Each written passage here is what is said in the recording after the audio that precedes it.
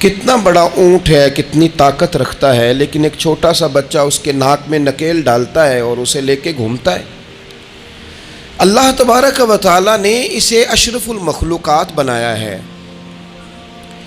اتنے بڑے جہاز ایک انسان کے قبضے میں دے دیے ہیں، وہ جب چاہتا ہے جہاز اڑتا ہے، جب چاہتا ہے اسے زمین پہ اتار لیتا ہے۔ اللہ کی دی ہوئی طاقت سے ملکوں کو سر کرنا، بڑی بڑی ٹیکنالوجی کو ایجاد کرنا خدا نے اپنی توفیق سے اسے عطا کیا۔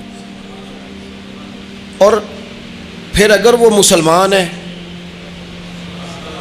پھر اگر وہ حضور کا غلام ہے، تو پھر تو فرمایا کنتم خیر امت اخرجت للناس، انسان ساری مخلوق میں افضل ہیں اور میرے محبوب کا کلمہ پڑھنے والے سارے انسانوں میں سب سے افضل ہیں۔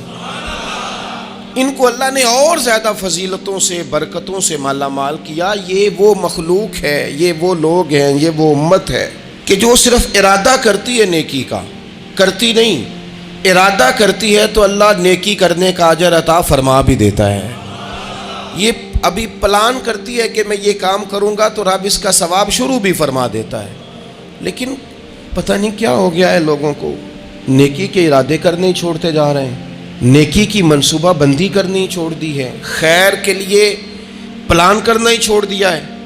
بہت سارا وقت بیکار گزرتا ہے، بہت سارا وقت چوراہے پہ گزر گیا، بہت سارا وقت گپوں میں گزر گیا، عمرے دراز مانگ کے لائے تھے 4 دن، 2 آرزو میں کٹ گئے، 2 انتظار میں۔ ایک ڈھیر سارا طبقہ ہے جس سے پوچھتے ہیں کیا کر رہے ہو، وہ کہتے ہیں بس کچھ بھی نہیں، ٹائم پاس کر رہا ہوں۔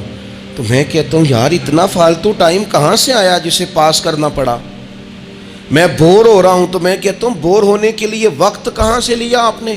آپ تو مسلمان ہیں، آپ کا تو وقت شریعت نے بڑا قیمتی کر دیا ہے۔ آپ تو 1 منٹ میں 3 بار سورہ اخلاص پڑھ سکتے ہیں۔ آپ کو تو ذرا سا وقت ملے تو آپ جا کے 2 رکعت نماز کی نیت باندھ سکتے ہیں۔ آپ کو تو تھوڑا سا وقت ملے تو آپ کے تو نبی پاک علیہ السلام نے یہاں تک ہماری تربیت کر دی، ہمارے حضور فرمانے لگے تم کانٹا اٹھا سکتے ہو نا گلی سے تو وہی اٹھا دینا، اس پر بھی رب صدقے کا ثواب عطا کرے گا۔ تو یہاں تو کانٹوں سے بھری ہوئی گلیاں ہیں۔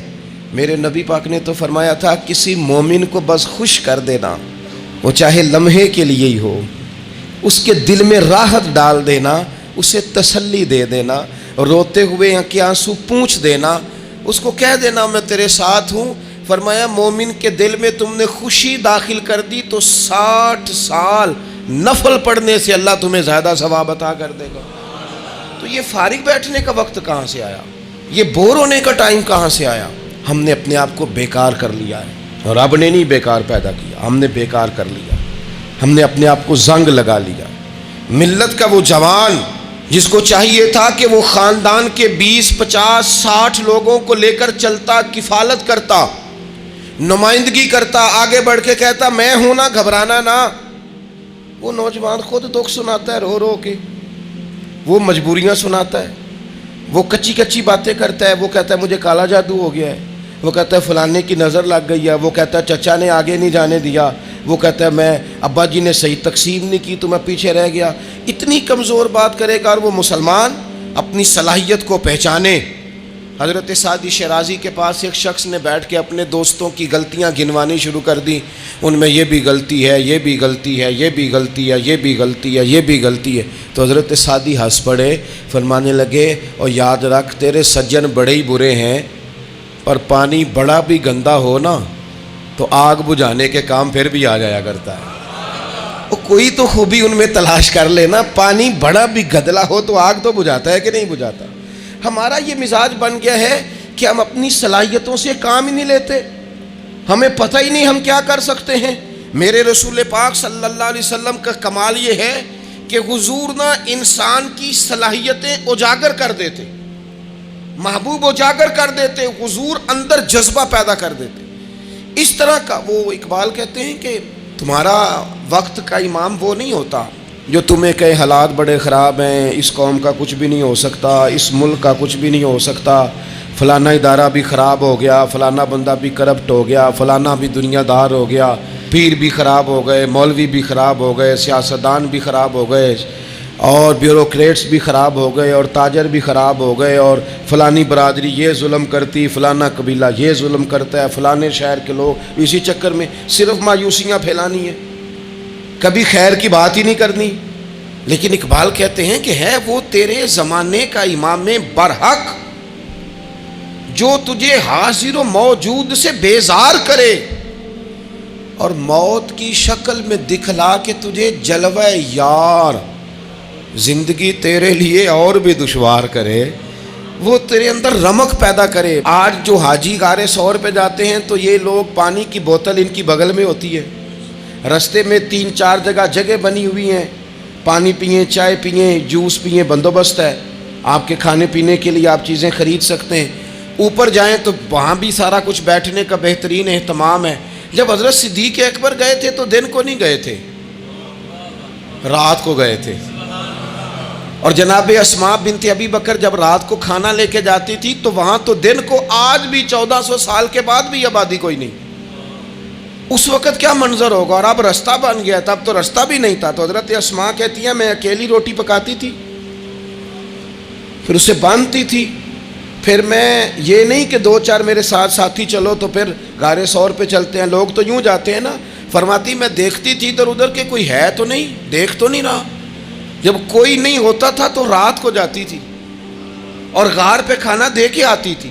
اور حضرت صدیق اکبر نے حضور کو کندھوں پہ بٹھا کے کہا تھا حضور پتھر نکیلے ہیں، ان کی نوک تیز ہے، کہیں مقدس قدموں کو تکلیف نہ دیں، اگر مہربانی کریں تو میرے کندھوں پہ نہیں بیٹھ جاتے۔ حضور حضرت صدیق اکبر کے کندھوں پہ بیٹھ گئے۔ درویش کہنے لگے پباں پار قدم نہیں جے لاؤندا تے سور پہاڑ تے چڑھیا جاندا، او پیا جاندا جے یار نبی دا، اے اصلی دلدار نبی دا، او پیا جاندا جے یار نبی دا، اے اصلی دلدار۔ اپنے اندر جذبہ پیدا کرے، ہم کچھ کر سکتے ہیں۔ غریب ساری زندگی دکھ ہی سنائے گا کہ میں غریب، اس نے محنت کب کرنی ہے، جد و جہد کب کرنی ہے، اس نے آگے کب پڑھنا ہے، وہ کب تک یہ کام کرے گا۔ اپنی زندگی کے اندر شعور پیدا کریں اور اپنی صلاحیت سے کوئی نفع لیں۔ آپ کیا کر سکتے ہیں زندگی میں؟ میں نے کہا کچھ نہیں کر سکتے، گلی سے روڑا تو اٹھا سکتے ہیں کہ نہیں؟ کچھ انقلاب اپنے مزاج میں پیدا کریں، کچھ تبدیلی پیدا کریں۔ اس کے لیے سب سے زیادہ ضروری یہ ہے کہ ہم اپنے اندر اخلاقی تبدیلی لانے میں کامیاب ہو جائیں۔ کائنات میں قوم وہ سمجھتی ہے جن کا اخلاق سنور جاتا ہے، اور جو لوگ اپنے اندر اخلاقی تبدیلی نہیں نہ لاتے، آپ دیکھیں نبی پاک علیہ السلام کا انقلاب کس طرح کا ہے۔ عرب کے لوگ سمجھتے تھے کہ معاف کرنا بزدلی ہے، صبر کرنا بزدلی ہے۔ وہ کہتے تھے یہ کیا بات ہوئی، ہمارا دشمن کیا سمجھے گا کہ بزدل ہے، انہوں نے معاف کر دیا ہے۔ وہ کہتے تھے معاف کر دیں تو کمزور پڑ جائیں گے، سامنے والا کہے گا کہ ان کے پلے کچھ نہیں، معاف کر دیا۔ اور ہمارے زمانے میں آج معاف کمزور آدمی کرتا ہے، طاقتور آدمی معاف نہیں کرتا۔ وہ جس کے پاس طاقت نہیں ہوتی وہ کہتا ہے ٹھیک ہے میں نے اللہ پہ چھوڑ دیا، حالانکہ اس نے بھی اچھا کیا، پر کمال تو یہ ہے کہ تیرے پاس ساری طاقت ہو پھر بھی تو فیصلہ اللہ پہ چھوڑے۔ اور حضرت موسیٰ کلیم اللہ علیہ السلام نے عرض کیا تھا مالک تیرے بندوں میں تیری نظر میں معزز کون ہے؟ تو رب کریم نے فرمایا میرے کلیم جس کے پاس بدلہ لینے کی طاقت ہو پھر بھی معاف کر دے وہ رب کی نظر میں بڑی عزت والا ہے۔ عرب کے لوگ سمجھتے تھے یہ بزدلی ہے کہ میں معاف کر دوں، لیکن حضور نے ان کو اخلاقی طور پہ بدل دیا، اور نبی پاک نے فرمایا معاف کرنا بزدلی نہیں، یہ تو اعلیٰ ظرفی ہے۔ تو پھر کس طرح بھلا معافی ان کو ہوئی؟ فتح مکہ کے دن حضور نے اس طرح نہیں معاف کیا کہ پہلے ہمارے ہاں بھی لوگ معاف کرتے ہیں تو ہم پتہ کس طرح معاف کرتے ہیں، پہلے ساری اس کی زیادتیاں گنواتے ہیں۔ پتہ ہے نا تو نے اس وقت کیا کہا تھا، یاد ہے نا تو بڑی ڈینگے مارتا تھا، یاد ہے نا تو بڑی بڑکے مارتا تھا۔ عرب کے لوگ سارے سامنے کھڑے ہیں، پتہ کون کون ہیں؟ اکرمہ بن ابو جہل آخری دن تک لڑے، ابو سفیان آخری دن تک لڑے، سارے لوگ سامنے کھڑے، کچھ بھاگ گئے ہیں جان بچا رہے ہیں۔ حضور نے کیا فرمایا؟ فرمایا پتہ تمہارے ساتھ آج سلوک کیا کرنا ہے؟ یا رسول اللہ بتائیے۔ تو نبی پاک نے فرمایا وہی کرنا ہے جو جناب یوسف نے بھائیوں کے ساتھ کیا تھا، بات ہی کوئی نہیں کرنی، پچھلا قصہ چھیڑنا ہی نہیں، نہ کانٹے بچھانے کی بات کرنی ہے، نہ روڑے مارنے کی کرنی ہے، نہ بدر میں آنے کی کرنی ہے، نہ احد میں پتھر مار کے دانت شہید کرنے کی بات کرنی ہے، نہ خندق کی بات کرنی ہے، نہ خیبر کی کوئی بات۔ جاؤ نہ معاف کیا، بات ہی کوئی نہیں کرنی، معافی دے دی۔ ابو سفیان کہنے لگے حضور مجھے بھی معافی ہے۔ سونیا تیرے کرم پہ قربان جاؤں۔ میرے کریم فرمانے لگے تو قبیلے کا سردار ہے، مکے شریف کے لوگ تجھے بڑا سمجھتے ہیں، دیکھ حضور معاف بھی کرتے ہیں اور عزت بھی دیتے ہیں۔ فرمایا جا میں نے تجھے معاف کیا، اور جو تیری حویلی میں آ کے پناہ لے لے گا میں اسے بھی معاف کر دوں گا، اسے بھی معافی مل جائے گی جو تیرے گھر آ جائے گا۔ اب تبدیلی آ گئی، وہ جو اندر کفر تھا وہ ٹوٹ گیا، انقلاب آ گیا۔ یہی ابو سفیان جو کل تک مخالفت میں لڑتے تھے، پھر یہ حضور کے ساتھ جنگوں میں جاتے، اور اس طرح جاتے کہ حضور گھوڑے پہ بیٹھے اور جناب ابو سفیان نے گھوڑے کی لگام تھامی ہے، ہر میدان میں گئے، ہر جگہ خدمت کی۔ اکرمہ بن ابو جہل کا پتر ہے، کوئی کسر نہیں چھوڑی اس نے، حد کر دی، ہر جگہ لڑا، ہر مقام پہ۔ لیکن فتح مکہ کے موقع پر یہ بھاگ گیا تھا، جان بچا کے چھپ گیا۔ اس کی بیوی آئی، آ کے کہنے لگی سونیا میرے چھوٹے چھوٹے بچے ہیں، مجھے پتہ چلا ہے کہ میرے شوہر کے لیے آپ نے ڈیتھ وارنٹ جاری کر دیے ہیں کہ جہاں ملے مار دیا جائے، صحابہ نے یہ اعلان کیا ہے، وہ سخت مجرم ہے، اس کے لیے سخت آرڈر جاری کیا گیا ہے۔ تو کریم کیا فرمانے لگے؟ حضور فرمانے لگے تو کیا چاہتی ہے؟ میں کوئی آپ کو قصہ تو نہیں نہ سنا رہا، خدا را مہربانی کریں، تھوڑا سا دل بڑا کریں، تھوڑا سا۔ وہ ساس کہتی ہے جی میں کیویں معاف کر دیاں جی، تمہیں پتہ نہیں پیر صاحب میرے اندر زخم کنے نے، مثلاً کیا ہے، گولی مار دی ہے کسی نے کسی کو۔ بہو سے کہیں تو کہتی ہے جی میں معاف کر دوں، اس کو معاف کر دوں، آپ کو بتاؤں اس نے تکلیف کتنی دی۔ مہربانی کرو ایک دوسرے کو معاف کرو، اپنے دل میں گنجائش پیدا کرو۔ اس بندے کی بات ہو رہی ہے جو باپ سے لگا ہوا ہے مخالفت کرنے، ابے نے بھی ظلم کیے، اس نے بھی کیے۔ حضور اس کی بیوی سے کہتے ہیں کیا چاہتی ہے؟ کہنے لگی حضور معاف کر دیں اسے۔ تو نبی پاک صلی اللہ علیہ وسلم نے فرمایا ٹھیک ہے، یہاں تو معافی کا دروازہ تو سب سے زیادہ کھلا ہوا ہے، تو کہتی ہے تو چلو ٹھیک ہے معاف کیا، ہو گئی بات۔ اس نے جا کے جہاں چھپا ہوا تھا اسے کہا اکرمہ حضور نے تجھے معاف کر دیا۔ کہنے لگا کوئی کرنے والی بات کر، وہ معاف کرتے ہیں مجھے پتہ ہے، بڑا کرتے ہیں، پر جو میں نے کیا ہے وہ معافی والا نہیں۔ مجھے معافی ہو سکتی ہے، یہ کیسے ہو سکتا ہے، یہ کیسے ہو گیا، ہو ہی نہیں سکتا۔ اس کی بیوی پھر آئی، کہنے لگی حضور وہ مانتا نہیں، یہ تاریخ صرف میرے رسول کی ہے، یہ سیرت صرف میرے رسول کی ہے، کہ جس کو معاف کیا جا رہا ہے اس کی سمجھ میں بات نہیں آ رہی کہ بھلا مجھے معاف کر دیا ہے۔ حضور کہتے ہیں اچھا تو بتا وہ کیسے مانے گا؟ کہنے لگی حضور اگر کوئی نشانی دے دینا، عرب کے لوگ تلوار دے دیتے تھے، زرہ دے دیتے تھے، پگڑی دے دیتے تھے، چھڑی دے دیتے تھے، یہ دلیل ہوتی تھی کہ فلاں نے نشانی دے دی۔ اگر کوئی مل جائے نا نشانی، محبوبہ اس طرح تو کوئی نہیں کرتا جیسے آپ کرتے ہیں۔ کریم نے اپنے سر سے پگڑی اتاری اور فرمایا میری پگڑی بطور علامت کے نشانی کے لے جا، اسے کہہ دے میں نے معاف کیا۔ اب اکرمہ کو معافی ہو گئی، وہ آ رہے ہیں، یوں اخلاق بدلتے ہیں، وہ آ رہے ہیں۔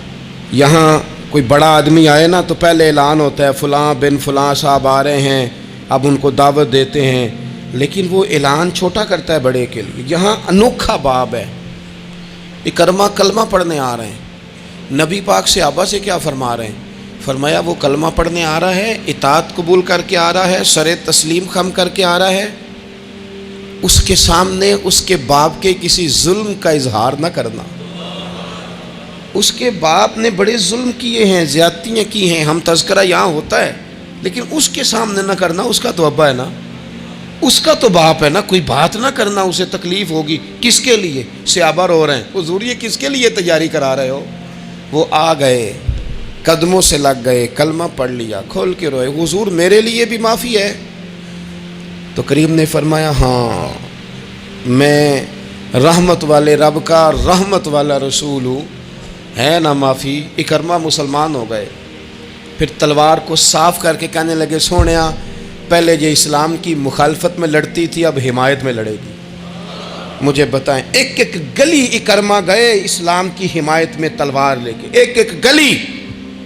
اور آپ پچھلے جہاد میں بھی گئے تھے، اس جہاد میں نہ جائیں تو کہنے لگے کفارہ نہیں ادا کرنا، پچھلے داغ نہیں صاف کرنے، میں جاؤں گا، گلی گلی جاؤں گا، نگر نگر جاؤں گا، جھنڈا لے کے جاؤں گا، میں بتاؤں گا کہ جب کوئی مدینے والے کے پاس آئے تو رب دل بدل دیا کرتا ہے۔ انقلاب آتے ہیں، عادتیں بدلتی ہیں، طبیعتوں میں تغیر آتا ہے، کون کہتا ہے نہیں آتا؟ میں جاؤں گا حمص میں حضرت عمر کے زمانے تک اکرما لڑے، سالوں میدان میں رہے اسلام کی حمایت میں، اور پھر حمص کے میدان میں حضرت عمر کے دور میں لڑتے ہوئے شہادت کی موت اللہ نے انہیں عطا فرمائی۔ یہ آپ دیکھیں حضرت خالد بن ولید کون ہے؟ کہنے لگے حضور میں تو بڑی شدت سے اسلام کے خلاف لڑتا تھا، میری غلطیاں بھی معاف ہو جائیں گی؟ تو حضور فرمانے لگے اسلام پچھلے سارے معاف کرا دیا کرتا ہے، نئی زندگی کا آغاز ہو جاتا ہے، نئی زندگی کا آغاز ہوتا ہے۔ حضور نے فرمایا جو رمضان میں عبادت کر لے نا، ایمان کے ساتھ رمضان میں عبادت کر لے، اللہ اس کے پچھلے سارے معاف فرما دیتا ہے۔ اب وہ نئی زندگی کا آغاز کرے۔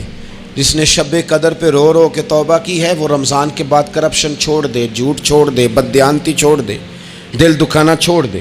جس نے رمضان میں روزے رکھے، تراویح پڑھی ہے، وہ نئی زندگی کا آغاز کرے۔ خدا کی رحمت سے گناہ معاف ہو گئے، اب وہ آگے بڑھے۔ نبی پاک علیہ السلام نے فرمایا جو اللہ کے گھر کا حج کار آیا وہ اس طرح ہے جس طرح آج ماں کے پیٹ سے پیدا ہوا ہے۔ اب نئی زندگی کا آغاز کرے، اب وہ اپنی عادات میں تبدیلی لائے، اب وہ بدل جائے۔ میں کس درد سے یہ بات آپ سے کروں کہ 50 لاکھ مسلمان ہر سال حج کرتا ہے، اگر 25 لاکھ کا کردار بھی ٹھیک ہو جائے تو سال کا 25 لاکھ با کردار مسلمان اگر دنیا کو دیا جائے تو بتائیے امت مسلمہ کا سر کتنا اونچا ہوگا۔ لیکن ہمارا حال وہی ہے کہ آج بھی کیتی جاندے ہو تے لہو بھی پیتی جاندے ہو، کھو کے مال یتیماں دا تے بھیج مسیتی جاندے ہو، پھٹ دلاں دے سیندے نہیں تے ٹوپیاں سیتی جاندے ہو، نفس تے چھری پھیر دے نہیں دمبے کیتی جاندے ہو، فرض پلائی بیٹھے ہو، نفلاں نیتی جاندے ہو، او دسو تے سی بلے شانو ایک ہی کیتی جاندے ہو۔ بات وہی ہے کہ کعبے گئے، مدینے گئے، کربلا گئے، جیسے گئے تھے گھوم پھر کے ویسے ہی آ گئے۔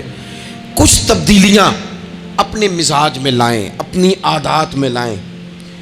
حضرت خالد بن ولید نے کہا حضور سارے گناہ معاف ہو گئے؟ فرمایا ہو گئے۔ حضرت خالد بن ولید نے پھر اپنی تلوار تھامی اور جناب خالد بن ولید پھر اس طرح میدانوں میں نکلے کہ نبی پاک نے فرمایا اب یہ خالد نہیں، یہ تو سیف اللہ ہے، یہ تو اللہ کی تلوار بن گیا ہے۔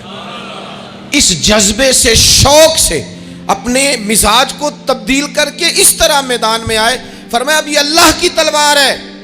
پورا وجود زخمی کرایا اور ساری زندگی اسلام کی حمایت میں تلوار چلائی۔ ہم بدل سکتے ہیں، تبدیلی آ سکتی ہے، ہمیں بدل جانا چاہیے۔ بہلول دانا سے کہا تھا ہارون رشید نے کہ مجھے کوئی نصیحت کر دے، میں بادشاہ ہوں، سخت دل ہو جاتا ہے کئی دفعہ۔ تو حضرت بہلول دانا کہنے لگے میں کیا نصیحت کروں، آپ کا باپ کہاں ہے؟ کہنے لگے قبرستان میں۔ کہا ایک بڑا بھائی بھی تھا، بڑا پیار کرتا ہے، سنا آپ سے، کہاں ہے؟ کہا قبرستان میں۔ تو کہا وہ ایک چچا زاد بھی آپ کے ساتھ میں نے دیکھا ہے، کہا وہ بھی قبرستان میں۔ یاد کرانا شروع کیا حضرت بہلول نے، فرمایا وہ ننہال والے، ددہال والے، وہ ماموں، وہ چاچو کا سب قبروں میں۔ آخری جملہ کہا، فرمایا تیرا ایک پتر بھی تھا، چڑھتی جوانی تھی، قد اونچا تھا، رنگ گورا تھا۔ ہارون رشید رو پڑے، کہنے لگے حضور وہ بھی قبرستان میں۔ تو فرمایا جس نے اتنے جنازے پڑھے ہوں اسے میں نصیحت کروں؟ تیرا کیا خیال ہے، تو نے نہیں جانا؟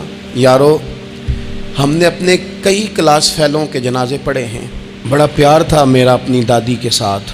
تو 97 میں وہ انتقال کر گئیں، دادا ابو چلے گئے، اماں جی چلی گئیں، ابا جی چلے گئے، نانا چلے گئے، پھپھا چلے گئے، دوست چلے گئے۔ یہاں پچھلے سال کئی سنگی تھے، اس سال نظر نہیں آتے، رخصت ہو گئے۔ او سنگیو یہ تو ساری تیاری ہے، ہم نے بدلنا کب ہے؟ اب تو ہمارا بڑھاپا آنے کو ہے، اب تو بال سفید ہونے کو۔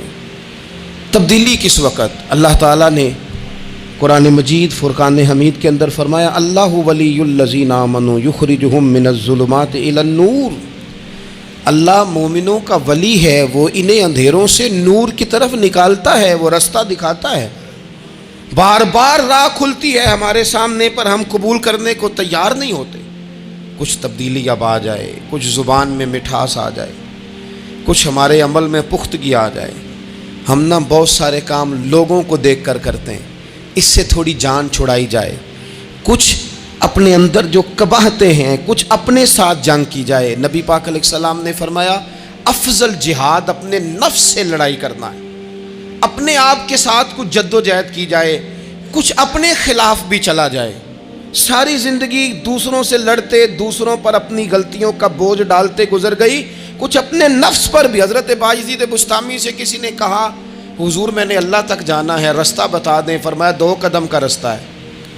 فرمایا 1 قدم اپنے نفس کی خواہش پہ رکھ لے تو دوسرا قدم تیرا رب تک پہنچ جائے گا۔ تو اپنے آپ کو کنٹرول نہیں نہ کرتا، اپنے آپ سے تو لڑ پہلے۔ اقبال کہتے ہیں ڈھونڈتا پھرتا ہوں اے اقبال اپنے آپ کو، آپ ہی گویا مسافر آپ ہی منزل ہوں میں۔ نبی پاک نہ تبدیلی کرتے۔ یہ جو لوگ کہتے ہیں نا کیسے بدلوں، تو حضور بدلنے ہی تو آئے ہیں، حضور بدلنے۔ حضرت مازن ایک صحابی ہیں، وہ کہتے ہیں میں بت کی پوجا کرتا تھا، امام بہقی نے لکھا ہے میں بت پوجتا تھا۔ ایک دن میرے بت کے اندر سے آواز آ گئی تو کب تک مجھے پوجے گا، مدینے میں تو حضور جلوہ فرما ہو گئے ہیں۔ کہتے ہیں 2 دفعہ 3 دفعہ بت مجھے پیغام دے رہا ہے کہ حضور کی طرف جاؤ۔ بت کہتے ہیں میں وہاں سے چلا، حضور کی بارگاہ میں پہنچا تو نبی پاک علیہ السلام کی خدمت میں حاضر ہو کے میں نے عرض کی یا رسول اللہ کمال ہو گئی، لوگ بتوں کو پوجتے ہیں اور میرا بت کہہ رہا تھا جا کے حضور کا کلمہ پڑھ لے۔ او سکیاں کھجوراں اگا جام دے تے پتھراں تو کلمہ پڑھا جام دے۔ فرمایا وہ انہوں نے مجھے بت نے بھیجا ہے۔ حضرت مازن کہتے ہیں حضور کی بارگاہ میں آیا، نبی پاک نے کلمہ پڑھایا تو میں نے عرض کی حضور میرے اندر کچھ قباحتیں بھی ہیں، کسی کی چیز دیکھ کے میرا جی للچا جاتا ہے، میں چوری کر لیتا ہوں، بدکاری کا بھی مزاج ہے، شراب نوشی بھی ہو جاتی ہے۔ کہتے ہیں حضور نے میرے سینے پہ ہاتھ رکھا، میرے لیے دعا کر دی۔ آپ فرماتے ہیں گردن اونچی تھی کبھی نیچی نہیں ہوئی تھی، پر وہ کلمے کی کیا برکت آئی کہ ایسا سر جھکا کہ وہ جھکا ہی رہا، ایسی تبدیلی آئی کہ آ گئی، نفرت ہو گئی۔ کہتے ہیں حرام مال آتا ہے تو میری طبیعت پہ بوجھ بن جاتا ہے۔ میں اکثر دوستوں سے کہتا ہوں کہ ہمارے ہاں لوگوں کا عجیب مزاج ہے، وہ اپنا مائنڈ سیٹ کر لینا، کبھی ذہن بنا لینا یہ چیز حرام ہے تو وہ کبھی بھی حلق سے نیچے ہی نہ جائے۔ آپ گوشت کھا رہے ہوں اور بڑا اچھا پکا ہوا ہے، بہترین مسالہ جات لگے ہوئے ہیں، بہترین، آپ کھا رہے تھے گوشت، کوئی بندہ آپ کے کان میں آ کے کہہ دے صدقے کا ہے، اس کا منہ میں ذائقہ بدل جاتا ہے کہ نہیں؟ بھئی گوشت تو وہی ہے، یہ کیسے بدل گیا؟ کیونکہ آپ کے نا وہاں کمپیوٹر میں فٹ ہے کہ صدقہ میرے لیے درست۔ آپ وہ کہتے ہیں یہ تو فارم بن گیا، بھئی یہ کیا بن گیا؟ چلیں اس سے بھی آگے چلتے ہیں۔ آپ کھا رہے تھے گوشت اور بڑا لطف آ رہا تھا تو کسی نے کہہ دیا کہ یہ تو جانور ٹھیک ہی نہیں تھا، بیمار تھا یا حرام تھا، ذبح ہی نہیں کیا تھا، صحیح طور پر ایسے ہی اس کو پکا دیا، مر گیا تھا۔ تو اب تو یہ حال ہوتا ہے کہ الٹیاں شروع ہو جاتی ہیں۔ کیوں؟ اس لیے کہ نفیس طبیعت پر نہ صدقے کا گوشت فٹ ہوتا ہے نہ حرام فٹ ہوتا ہے، کیونکہ طبیعت نفیس ہے نا۔ بس اس بات کو سمجھ لیں، جس طرح حرام بکرا طبیعت پہ فٹ نہیں نہ ہوتا، اس طرح کروڑ حرام بھی طبیعت پہ فٹ نہیں ہونا چاہیے۔ 2 کروڑ بھی حرام آ جائے تو فٹ۔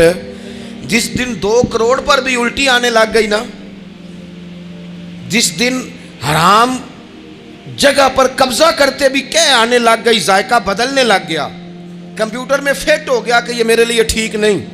لیکن میں اکثر کہتا ہوں لوگوں سے، میں کہتا ہوں ہمارے ہاں بندہ دیکھ کے فتویٰ ہوتا ہے، یہاں کوئی غریب عیسائی ہو نا، ماڑا بیچارہ گلی میں جھاڑو دے کے روٹی کماتا ہے، تو لوگ مسئلہ پوچھتے ہیں، کہتے ہیں مولوی صاحب سائنہ روٹی کھانی جائز ہے؟ تو میں پھر ان لوگوں سے آگے سے پوچھ لیتا ہوں، میں کہتا ہوں یہ بتاؤ امریکہ کا صدر بھی عیسائی ہے، اس کے ساتھ جائز ہے؟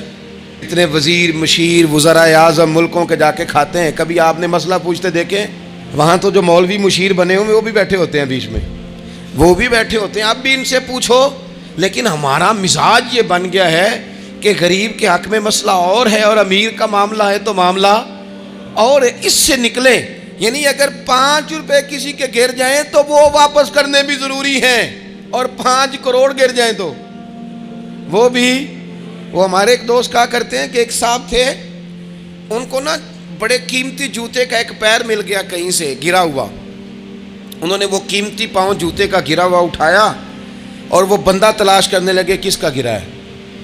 دیر تک وہ ڈھونڈتے رہے ایک پاؤں کس کا ہے. تھوڑی دیر کے بعد انہیں دوسرا پاؤں بھی مل گیا. پھر انہوں نے بندہ ڈھونڈنا بند کر دیا. انہوں نے کہا اب دونوں ہو گئے ہیں, اب یہ کام آئے گا, لہذا انہوں نے بند کر دیا. میرے عزیز, یہ تو کوئی طریقہ نہیں ہے نا کہ آپ چیز اگر تھوڑی سی ہے تو اس پر فتویٰ اور ہے, اور اگر زیادہ ہے تو مزاجوں میں جب ہم یہ لے آئیں گے اپنی طبیعت میں, اور کب تک ہم نے اسی طرح رہنا ہے, کب ہم نے اپنے وجود سے کام لینا ہے, بیکار وقت کب تک گزرنا ہے. کتنے رمضان آئے گزر گئے, کتنے عمرے آئے گزر گئے, کتنی ہم نے دیکھا کہ بس بیمار ہو گئے ہیں, ٹھیک ہو جائیں گے تو پھر اس کے بعد ہم نے کوئی نماز نہیں چھوڑنی, لیکن ٹھیک ہوئے تو بھول گئے, نئی سے نئی بات شروع ہو گئی. ہم نے کتنی دفعہ کہا کہ آج کے بعد تبدیلی, لیکن کیوں نہیں تبدیل ہوتے. حضرت فضالہ بن عمیر ایک صحابی ہیں, کہتے ہیں میں عورتوں کا معاذ اللہ بڑا رسیہ تھا. ابو جہل نے جب اعلان کیا نا جو حضور کو شہید کرے گا تو اسے 100 سرخ اونٹ دیے جائیں گے, تو کہتے ہیں میں خنجر بغل میں دبا کے نا تو طواف کعبہ کرنے چلا گیا. طواف کعبہ کہتے وہاں جب میں پہنچا تو میں نے دیکھا حضور بھی طواف کر رہے ہیں, تو نبی کریم نے مجھے دیکھتے ہی حضور میرے قریب آئے, اور مجھے نہیں بتانا پڑا. حضور فرمانے لگے تیرا نام فضالہ ہے؟ میں نے کہا ہاں. تو محبوب فرمانے لگے کیا باتیں کر رہے ہو اپنے آپ سے؟ کہتے میں دل میں سوچ رہا تھا کہ طواف کرتے میرے قریب سے گزریں گے تو خنجر مار دوں گا. کیا باتیں کر رہے تھے؟ فضالہ کہتے ہیں میں تو جب آیا تھا تو ایک بی بی سے مل کے آیا تھا. میں نے کہا تھا کہ میں آج بڑی رقم لے کے آؤں گا اور معاذ اللہ تیرے پاس رات گزاروں گا. کہتے ہیں میں تو اس سے بات کر کے آیا تھا. تو میں اب حضور سید عالم صلی اللہ علیہ وسلم نے پوچھا تو فضالہ ہے؟ میں نے کہا ہاں. کیا باتیں کر رہے تھے اپنے آپ سے؟ میں نے جھوٹ بولا. میں نے کہا جی وہ تو میں تو ذکر کر رہا تھا اپنے دل میں. کہتے ہیں حضور مسکرائے اور مسکرا کے فرمانے لگے چل چھوڑ, جس کام آیا تھا وہ کرتا کیوں نہیں. میں جو تیرے سامنے کھڑا ہوں تو کرنا. خیال آیا مسلمان نیک و بد پہچان جاتے ہیں, اور آقا آدمی کے دل کی باتیں جان جاتے ہیں. کرنا وہ کام. تو فضالہ کہتے ہیں کہ میں کانپ گیا, میرے ہاتھ سے وہ خنجر گر گیا. حضور نے میرے سینے پہ ہاتھ پھیرا, اس طرح پھیرا کہ زندگی میں اتنا سکون کبھی نہیں ملا, اتنی ٹھنڈک کبھی نہیں ملی, اتنا قرار کبھی نہیں آیا, اس قدر زیادہ آزمائش کبھی نہیں آئی. میں قرار محسوس کرنے لگا. کہتے ہیں حضور فرمانے لگے کیا وہ وقت نہیں آیا کہ تو کلمہ پڑھ جائے؟ کہتے ہیں میں نے فوراً کہا حضور آ گیا ہے وقت, پڑھائیں مجھے کلمہ. کہتے ہیں نبی پاک نے کلمہ پڑھا دیا, میں مسلمان ہوا. میں واپس لوٹا تو وہی عورت بن سنور کر تیار ہو کر گلی میں کھڑی تھی. عادتیں بدل جاتی ہیں. شرط یہ ہے کہ ہم تھوڑی سی کوشش کریں, شرط یہ ہے کہ ہم اپنے آپ کو اللہ رسول کی بارگاہ میں پیش کریں. اور میرے دوستوں, میرے بزرگوں, ہمیں سب سے زیادہ تکلیف میں ہماری اپنی عادات نے ڈالا ہے, ہماری اپنی خواہشات نفس نے ہمیں زیادہ آزمائشوں میں ڈالا ہے. کہتے ہیں وہ عورت بن سنور کے کھڑی تھی. جب میں واپس لوٹا تو پہلے میں اس کے پیچھے بھاگتا تھا, اب میں اس کے قریب سے گزر گیا تو اس نے آواز دی تو فضالہ نہیں؟ کہتے ہیں میں چپ کر گیا. وہ پھر پیچھے دوڑی, میرا گریبان پکڑ کے کندھا پکڑ کے ہلایا تو فضالہ نہیں؟ کہتے ہیں میری جھکی ہوئی گردن, میں سر نہیں اٹھاتا. مجھے کہنے لگی تو وہ نہیں ہے جو فضالہ ہے؟ میں نے کہا ہوں میں فضالہ, پر وہ والا نہیں جو تجھے ملا کرتا تھا. کہا تو اب کون ہے؟ کہنے لگے میرا ٹائٹل بدل گیا ہے, میرا تعارف بدل گیا ہے, اب میں رسول کائنات کا غلام ہو گیا ہوں. ہم لوگ مجھے مسلمان کہتے ہیں, اب میری نگاہوں میں جچتا نہیں کوئی, جیسے میرے محبوب ہیں ایسا نہیں کوئی. کہتے ہیں بدل گئی عادت, میں وہی ہوں پر میرا لہجہ, میرا مزاج ہی بدل گیا. حضرت جریر ابن عبداللہ کہتے ہیں میں کاروبار کرتا تھا اور مجھے بڑا سلیقہ آتا تھا کاروبار, میں سستی ترین چیز خریدنے کا ملکہ رکھتا تھا. لیکن فرماتے ہیں کہ جب میں حضور کا کلمہ پڑھنے گیا تو نبی پاک نے مجھے فرمایا میرا دین کسی کا بھلا کرنے کا نام ہے, الدین النصیحہ, خیر خی کرنا. فرماتے ہیں پھر میں نے نصیحت کو پلے باندھا. ایک آدمی سے گھوڑا خریدا 300 دینار کا. گھوڑے کو پکڑ کے میں نے جب تھوڑا آگے چلایا تو وہ تو بڑا نرم مزاج تھا, پنجابی چاکھیدہ ہے, ساؤ ہے بڑا. اور میں نے کہا یہ تو گھر میں بھی رکھا جا سکتا ہے, یہ تو 400 کا ہے. پھر میں نے اس پر سواری کی تو وہ سواری کے لیے ہی بڑا اچھا تھا. میں نے کہا یار تیرا جانور 600 کا ہے. کرتے کرتے جب میں نے اسے 1000 دینار تھمایا 400 میں سودا ہو گیا تھا, اس نے دے دیا تھا گھوڑا یا اونٹ. کہتے ہیں وہ شخص میری طرف دیکھ کے حیران ہو کے کہنے لگا جریر تو پہلے بھی آتا ہے, یہ تجھے کیا ہوا؟ تو حضرت جریر کہتے ہیں میں نے اسے کہا پہلے جریر آتا تھا, اب وہ والا جریر ہے جس نے مدینے والے کا کلمہ پڑھا ہے. کنتم خیر امت کا ٹائٹل ہے میرے پاس. کیا اسلام صرف نعرے لگانے کا نام ہے؟ کیا اسلام صرف دوسروں کو یہ کہنے کا نام ہے کہ تو نے مجھے کس طرح کہہ دیا کہ میں عاشق رسول نہیں؟ تو زیادہ ہے, تیرے پر زیادہ دین ہے. صرف ڈٹ جانا اور زیادہ باتیں کرنے کا نام دین ہے؟ اپنے اندر ایک ایک کر کے غلطیوں کو چھوڑیں. آج کچھ عہد کریں کہ ہم نے فلاں فلاں گناہ سے جان چھڑانی. اپنے اندر کچھ تبدیلیاں لائیں اور کسی کو بتانے کی ضرورت نہیں. ہمارا اور ہمارے رب کا معاملہ ہے. اکیلے میں بیٹھ کے اللہ کے حضور عہد کریں, اکیلے میں بیٹھ کے. آج میں نے آپ سے خدمت میں ایک اپیل کرنی ہے, وہ یہ ہے کہ ہم نے نہ آج عہد کرنا ہے کہ ہم نے جھوٹ نہیں بولنا. ایک دفعہ ہم نے بچے سے کہا تھا, مجبور تھے, شاید بڑے مجبور ہوں گے ہم. کسی صاحب نے نا بڑی مجبوری میں ایک دن اپنے بچے سے کہہ دیا, وہ باہر آیا تھا بندہ پیسے لینے, اس کا قرض دینا تھا, تنگ دستی تھی, مجبوری تھی. تو اس نے کہا بیٹا ادھر آ. اسے جا کے کہا ابو گھر نہیں. آپ نے ایک دفعہ کہا, پھر آپ ساری زندگی روئیں گے کہ پتر میرے ساتھ تو سچ بولا کرنا, لیکن وہ نہیں بولے گا. یہ جھوٹ اتنی بڑی مصیبت ہے. عورت اپنے شوہر سے کہتی ہے پیسے تھوڑے دے دیا کر, جوڑے ایک میں گزارا کر لوں گی, میرے ساتھ سچ تو بولنا. وہ سچ تو بول. تو اگر لاہور جاتا ہے تو مجھے لاہور کا ہی بتا کے جا, میرا رشتہ پیسوں سے نہیں اعتماد سے جڑا ہے. ماں کہتی ہے ماں بیٹے سے, پتر سچی بات تھوڑی کر لیا کر, سچی کیا کر. سچ ختم ہو گیا. اب لوگوں نے جھوٹ کا نام بدل دیا ہے, کہتے ہیں میں نے بہانہ کر دیا تھا. او بھئی آپ نے جھوٹ بولا تھا, صاف صاف کہیں, نام بدل دیا. جھوٹ کھا گیا اب میرے ملک کو, جھوٹ کھا گیا اس ملت کو, جھوٹ نے اس امت کو قریب سے آ کے تھام لیا. ہم بڑی آزمائش میں ہیں. ہم مطلب ہر شخص ہی الا ماشاء اللہ, ہر شخص ہی. آپ کسی شخص سے کوئی معاہدہ کرتے ہیں, کوئی چیز بنانے کی بات کرتے ہیں, خریدنے کی بات کرتے ہیں, وہ جو کہتا ہے اس پر پورا کیوں نہیں اترتا؟ وہ غلط بات کیوں کرتا ہے؟ میرے نبی پاک علیہ السلام سے پوچھا گیا مومن بزدل ہوتا ہے؟ حضور نے فرمایا ہو جاتا ہے کبھی, یہ غلطی آ جاتی ہے. حضور مومن کنجوس ہوتا ہے؟ فرمایا کبھی ہو جاتا ہے. یا رسول اللہ مومن جھوٹا بھی ہوتا ہے؟ تو میرے رسول فرمانے لگے نہیں, میرا کلمہ پڑھنے والا ساری غلطیاں کر سکتا ہے, میرا مومن جھوٹ نہیں بولا کرتا. مومن جھوٹ. ابو سفیان کو کیسر روم نے, ہرکل نے اپنے دربار میں کھڑا کر کے کہا ابو سفیان ابھی کلمہ نہیں پڑھتے تھے, تمہارا کوئی رشتہ ہے نبی پاک سے جنہوں نے مجھے بھی خط لکھا ہے کہ مسلمان ہو جاؤ؟ کہنے لگے ہاں میں چچا ہوں رشتے میں. کہا وہ کیسے ہیں پیغمبر؟ تو ابو سفیان کہتے ہیں چونکہ میں مخالف تھا, میں نے وہ ساری باتیں کی جو ہم ان کے خلاف کرتے تھے. اس نے آخری بات پوچھی, اس نے کہا ابو سفیان یہ بتا کہ وہ جنہوں نے اعلان نبوت کیا ہے کیا کبھی انہوں نے جھوٹ بھی بولا ہے؟ تو ابو سفیان کہتے ہیں کہ 1 منٹ کے لیے میں نے کہا کہہ دوں, مخالفت تھی نا. تو پھر میں نے سوچا یہ تو عرب کی وزاداری کے خلاف ہے, عرب میں سے تو کوئی جھوٹ بولنا پسند ہی نہیں کرتا. اور پھر میں اگر حضور کو معاذ اللہ جادوگر شاعر کہوں گا تو شاید کسی کو 1 منٹ کے لیے متوجہ کر سکوں, اور نبی پاک نے جھوٹ بولا ہے, یہ تو مانے گا ہی کوئی نہیں. کہتے ہیں بادشاہ نے پھر زور دے کے کہا سردار بتاتے کیوں نہیں, کیا کبھی انہوں نے جھوٹ بھی بولا ہے؟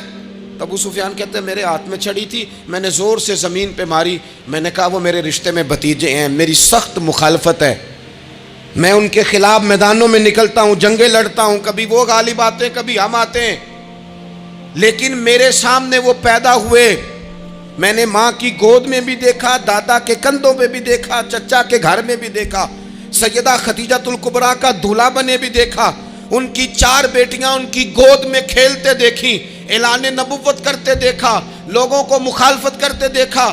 میرے سامنے ان کے مقدس بال سفید ہوئے. میرا اختلاف اپنی جگہ, پر بادشاہ میں قسم اٹھا کے کہہ سکتا ہوں اس محبوب کی زبان سے جب بھی نکلا ہے حق اور سچ نکلا ہے. اسیر دشمن کی چاہ میں بھی وہ مخالفوں کی نگاہ میں بھی امی ہے، صادق ہے، معتبر ہے۔ میرا پیغمبر عظیم تر ہے، میرا پیغمبر عظیم تر ہے، میرا پیغمبر عظیم تر ہے۔ جھوٹ نہیں کبھی حضور نے بولا۔ کہتے میں نے جواب دیا تو سناٹا چھا گیا سارے دربار میں، کتنے اس نے سوال پوچھے، گھنٹوں بعد سناٹا چھا گیا۔ اور پھر بادشاہ نے اپنا پرنا اٹھایا، چادر اٹھائی، کندھے پہ رکھی اور جانے لگا۔ تو میں نے پیچھے سے پلٹ کے کہا بادشاہ اتنے تو نے سوال کیے، اتنے میں نے جواب دیے، رزلٹ کا بھی تو اعلان کرنا، نتیجہ بھی تو دینا، کیا نکلا؟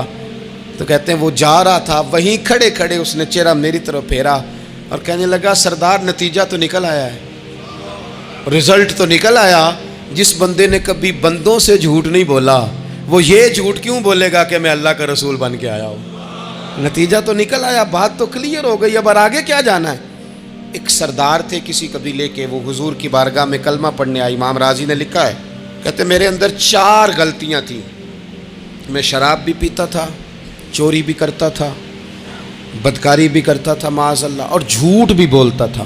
حضور کی بارگاہ میں آیا، عرض کی یا رسول اللہ بچپن سے لے کر یہ بیماریاں لگ گئیں، بڑی کوشش کی، ابا نے بڑا مارا، لوگوں نے بڑا کہا، چھوٹی نہیں، اور میں چھوڑ سکتا بھی نہیں۔ ان کا خیال تھا نا جس طرح ہمارا خیال ہوتا ہے فلانی چیز نہیں چھوڑ سکتے، میں چھوڑ سکتا بھی نہیں۔ حضور ایک چھوڑ سکتا ہوں، ایک چھڑوا لیں آپ اور کلمہ پڑھا دیں۔ حضور نے فرمایا بالکل ٹھیک ہے، تو ایک چھوڑ دے۔ یا رسول اللہ کون سی؟ فرمایا جھوٹ نہیں بولنا۔ جھوٹ، وہ شراب بھی پیتے ہیں، وہ کہتے ہیں میں بدکاری بھی کرتا ہوں، چور بھی ہوں۔ حضور نے کیا فرمایا؟ جھوٹ۔ کیا ان سارے کاموں سے زیادہ سخت تھا حضور نے اس سے منع کیا؟ جھوٹ نہیں بولنا بھائی۔ کہتے ہیں سونے وعدہ ہو گیا۔ سیدھے سادے آدمی تھے، دیہاتی سردار تھے، گھر چلے گئے۔ کہتے ہیں جب وہ شراب کے قریب جانے لگا تو دل میں خیال آیا کہ حضور کے پاس شراب پی کے جاؤں گا، اگر کسی نے پوچھا کہ پی ہے تو جھوٹ تو بولنا نہیں، سچ بولوں گا تو حال کیا ہوگا بھلا؟ وہاں کیفیت کیا ہوگی کہ میں شراب پی کے یہاں آتا ہوں حضور کی بارگاہ میں، مجھ پہ تو حد لگے گی۔ کہتے ہیں لہذا شراب بھی چھوڑ دی، اٹھا کے ماری دیوار کے ساتھ۔ کہتے ہیں میں چوری کی طرف ہاتھ بڑھانے لگا تو میں نے کہا صبح اگر کسی نے پوچھا کہ میری چوری کس نے کی ہے، جھوٹ بولنا نہیں، اور اگر سچ بولا تو سوسائٹی میں عزت کیا رہے گی؟ دفع کرو، جو اللہ نے روکھا سوکھا دیا وہی ٹھیک ہے۔ کہتے ہیں گلی سے گزر رہا تھا، اس عورت نے پھر آواز دی، اس کی طرف جانے لگا اور قریب گیا تو وہ پوچھتی ہے سنا ہے تو نے کلمہ پڑھ لیا ہے؟ کہتے ہیں تڑپ گیا، درد سے آنسو چھلکے کہ اگر میں اس سے جھوٹ بولوں تو حضور نے منع کیا ہے، اور سچ بولوں تو یہ کیا سوچے گی؟ کلمہ پڑھ کے، مسلمان ہو کے، حضور کا غلام ہو کے یہ انداز ہے۔ کہتے وہاں سے بھی آ گیا، آ کے نہ پیچھے ہو کے بیٹھ گیا، پیچھے حضور تقریر کر رہے تھے، پیچھے ہو کے بیٹھ گیا، غور سے حضور کا چہرہ دیکھ رہا ہوں، غور سے دیکھتا جا رہا ہوں، دنیا کہیں اور دیکھ رہی ہے اور میں حضور کا چہرہ دیکھ رہا ہوں۔ سر سے لے کر پاؤں تک تنویر ہی تنویر ہے، جیسے منہ سے بولتی قرآن کی تفسیر ہے۔ سوچتی تو ہوگی دنیا مصطفیٰ کو دیکھ کر بھلا وہ مصور کیسا ہوگا جس کی یہ تصویر ہے۔ کہتے میں غور سے چہرہ دیکھ رہا ہوں، حضور کی خدمت میں گیا سلام لینے تو محبوب نے مسکرا کے دیکھا تو میں نے کہا سونیا قربان جاؤں، میرا ایک جھوٹ چھڑوایا ہے، میری ہر شے چھوٹ گئی ہے، ختم ہو گیا سارا کچھ ہی۔ یہ مہربانی ہو جائے گی انشاءاللہ۔ اپنے آپ سے بات کریں، کوشش کریں کہ ہم نے زندگی میں جھوٹ نہیں بولنا، آپ سچ بولیں۔ میری ملک کے لیڈر اگر قوم کو صرف سچ بتائیں ہمارے پاس کیا ہے، ہم کتنا سروائیو کر سکتے ہیں، کہاں تک جا سکتے ہیں، آپ یقین کریں قوم کا اعتماد قائم رہے۔ اگر ہم اپنے بچوں سے سچ بولیں، اپنے دوستوں سے سچ بولیں، اپنے محبت کرنے والوں سے سچ بولیں، ہمارا اعتماد نہیں خراب ہوگا، اعتماد قائم رہے گا۔